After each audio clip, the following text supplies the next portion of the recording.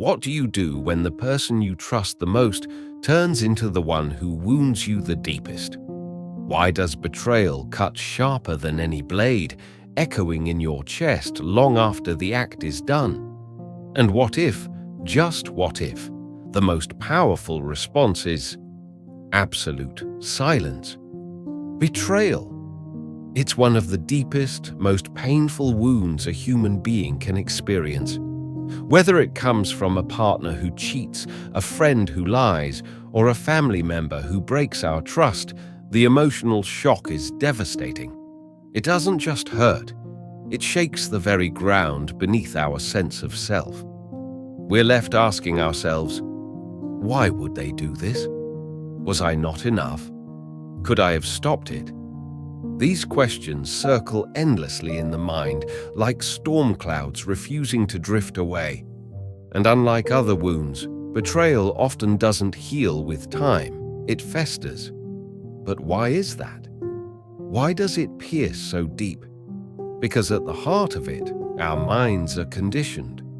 Conditioned to form attachments, to expect loyalty, to believe that if we give our best, others will do the same. So when those expectations are shattered, it's not just disappointment. The ego rises in revolt. The pain of betrayal is not simply about what was done to us. It's about the crumbling of an illusion we clung to. But here's a surprising truth. Even though betrayal hurts, suffering isn't inevitable.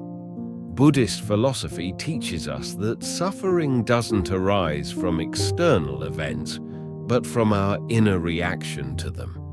It's our resistance to reality, our desperate wish for things to be different, that causes the most suffering. And the harder we resist, the more tightly we hold onto our pain. So what can we do? Is there truly a way to find peace after betrayal? Yes, there is. A simple, powerful response exists, but it demands great wisdom to fully understand. Imagine this. Someone lies about you, betrays your trust, tarnishes your name. What should you do? Just one thing. And that one thing is nothing. Let's explore this idea through a Zen story, a tale of silence, surrender, and strength. In a quiet monastery nestled in the mountains, there lived a devoted student named Tenzin. He was well respected for his discipline, his gentleness, and his deep commitment to the path of wisdom. He never hurt anyone. His words were always kind and truthful. But one day, a fellow student, fueled by jealousy, spread a cruel rumor. He accused Tenzin of stealing money from the monastery's treasury. The lie caught fire, whispered from room to room, and soon everyone looked at Tenzin with suspicion. Tenzin was heartbroken. He had done nothing wrong, yet now he was branded a thief. His heart burned with anger and sorrow. He wanted to scream out the truth, to clear his name, to unmask the liar. So he went to his master and said, "Master, they have betrayed me. My name is stained. What should I do?" The master looked at him gently and said, "Do nothing." Tenzin was stunned. "But master," he protested, "if I do nothing, the lie will become truth. I'll always be seen as a thief." The master smiled and asked, "When the wind blows dust into the sky, do you chase it to bring it back down, or do you simply wait for it to settle?" Tenzin hesitated.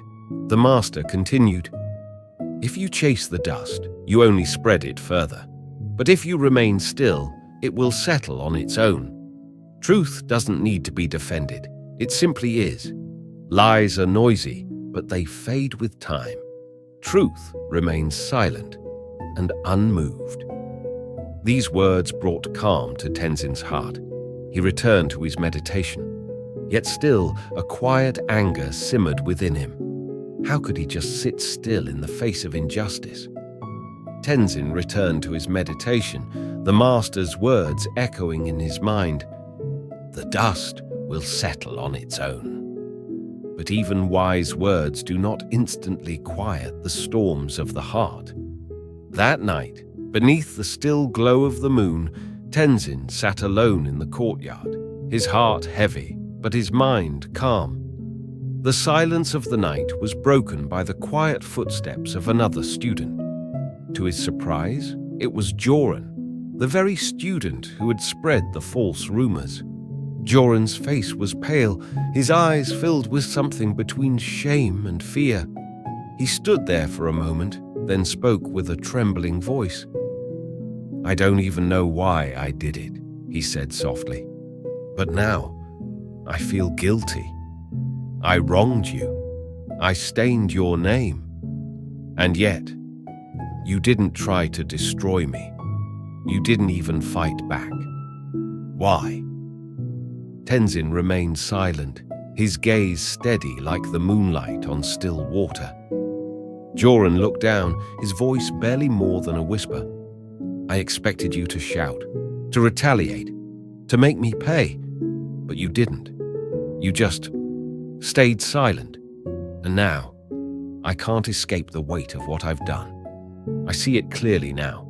I have brought dishonor not to you, but to myself." The next morning, as the sun rose over the monastery's golden roofs, Joran stood before the entire community of monks. His voice, though shaking, carried truth. He confessed to the lies. He admitted his jealousy, his deceit. And with that single act of courage, the truth was revealed. Tenzin's name was restored. The wound of betrayal, once so raw, began to dissolve in the light of honesty. After the ceremony, Tenzin approached his master and bowed deeply, eyes filled with quiet gratitude. "Master," he said, "you were right." The dust settled by itself.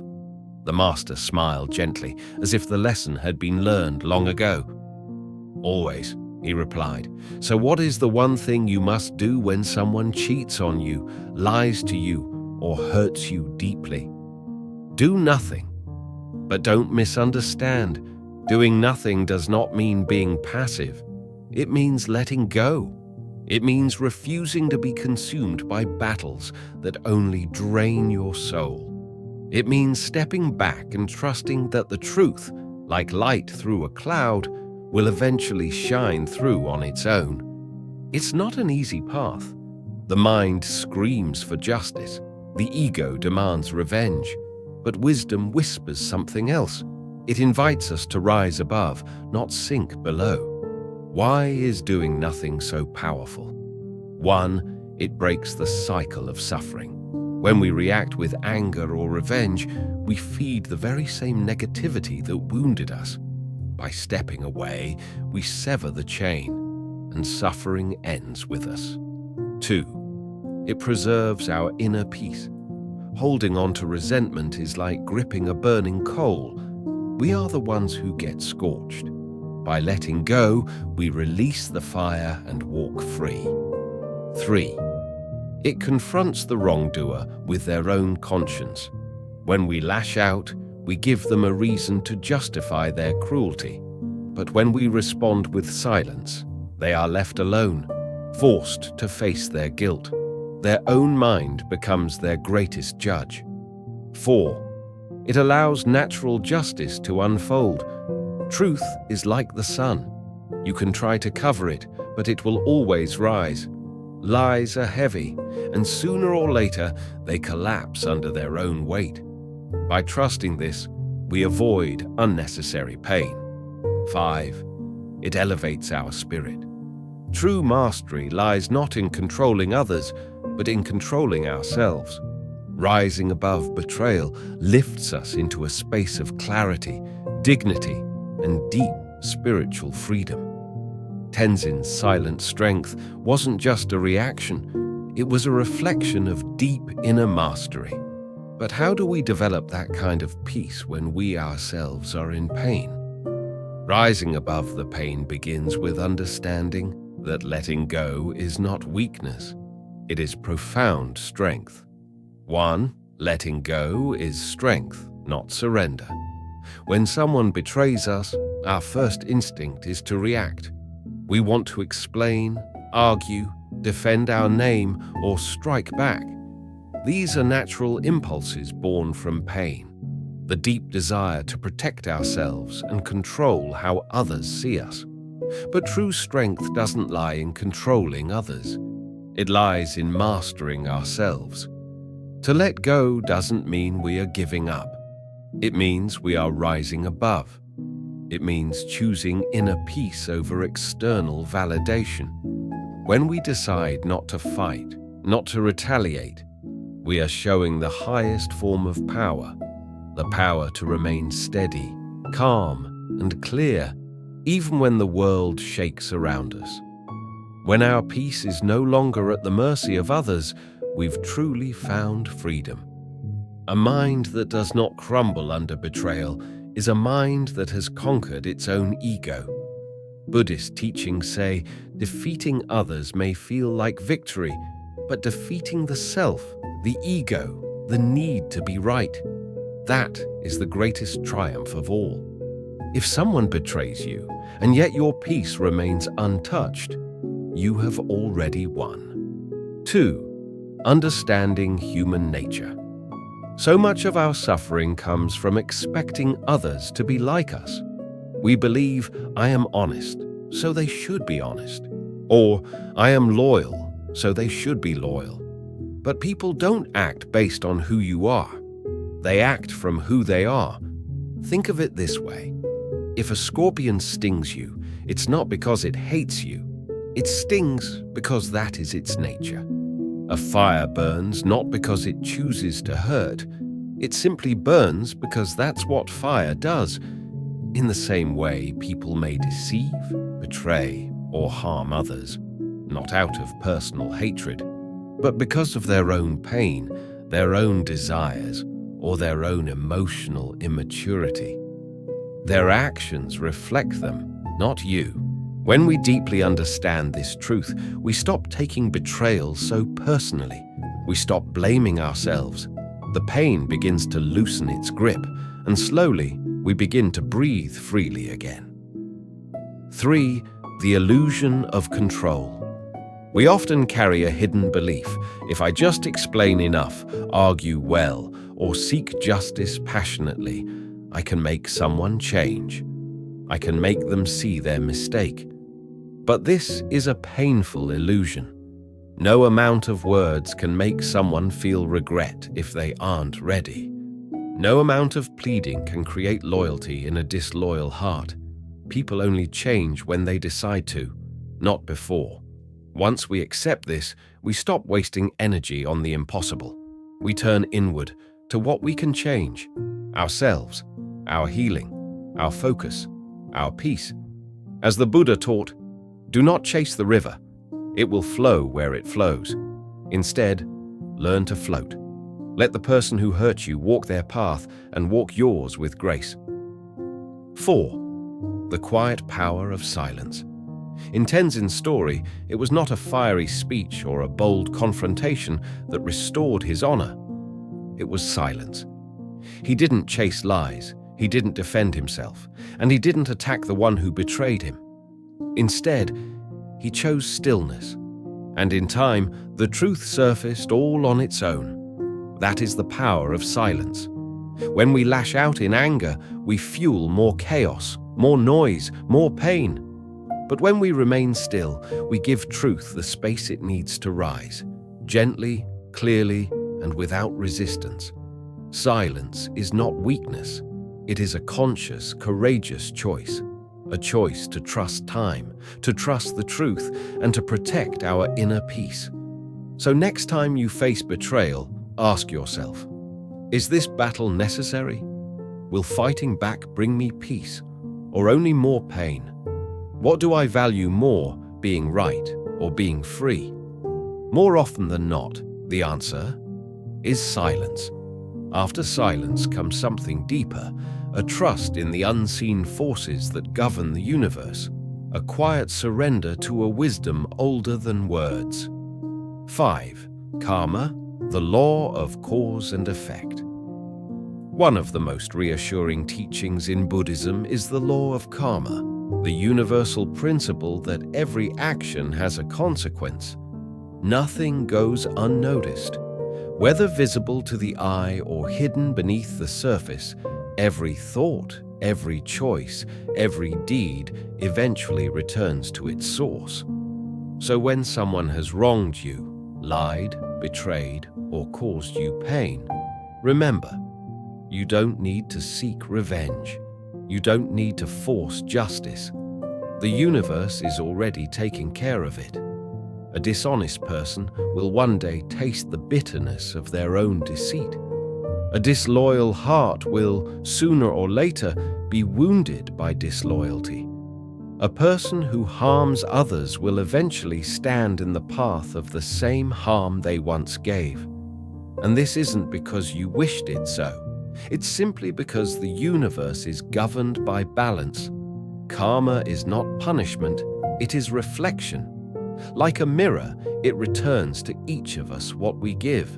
Like an echo, our actions come back to us. As the Buddha once said, like an echo, our actions return to us.